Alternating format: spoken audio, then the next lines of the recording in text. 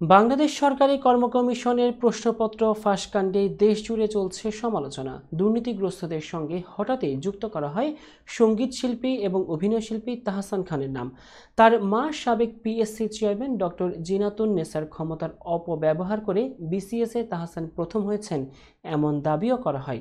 গত 2 দিন ধরে তাই এই শিল্পীকে নিয়ে ফেসবুকে সমালোচনার ঝড় বইছে।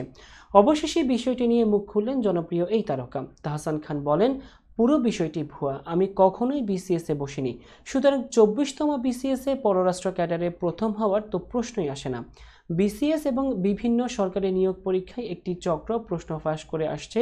সম্প্রতি এমন খবর প্রকাশের পর গ্রেপ্তার হয়েছে পিএসসির কর্মকর্তা কর্মচারী সহ প্রায় 17 জন, যার মধ্যে একজন সরকারি কর্ম কমিশনের চেয়ারম্যানের সাবেক গাড়ি চালক ছিলেন অভিযুক্ত সৈয়দ আবেদ আলী। সঙ্গীতশিল্পী তাহসান খানের মা ডক্টর জিনাতুন্নেসা তাহমিদা বেগম পিএসসির চেয়ারম্যান থাকাকালীন তারও গাড়ি চালক ছিলেন তিনি। ডক্টর জিনাতুন্নেসার সময় হয়েছিল প্রশ্ন ফাঁসের মতো ঘটনা। মায়ের নাম জড়ানোতে এই তারকা বলেন, এখানে একটা ভুল হচ্ছে। এই ড্রাইভার অফিসের অন্যান্য ড্রাইভারদের মতোই একজন, তিনি আমার মায়ের ড্রাইভার নন। এদিকে সোশ্যাল মিডিয়ায় রিউমার স্ক্যানার গ্রুপে উঠে এসেছে যে বিষয়টি অসত্য। তারা জানাচ্ছে 24তম বিসিএসে ভাই ভাই তাহসানের বাদ পড়ার বিষয়টি সত্য নয়।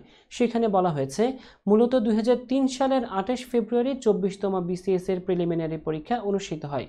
তবে প্রশ্ন ফাঁসের অভিযোগে 3 মার্চ পরীক্ষাটি বাতিল করে বাংলাদেশ সরকারি কর্ম কমিশন বিপিএসসি। পরবর্তী সময়ে পুনরায় 24তম বিসিএস এর প্রিলিমিনারি পরীক্ষা অনুষ্ঠিত হয় এবং লিখিত পরীক্ষা ও ভাইবার মাধ্যমে নিয়োগ কার্যক্রম শেষ হয়।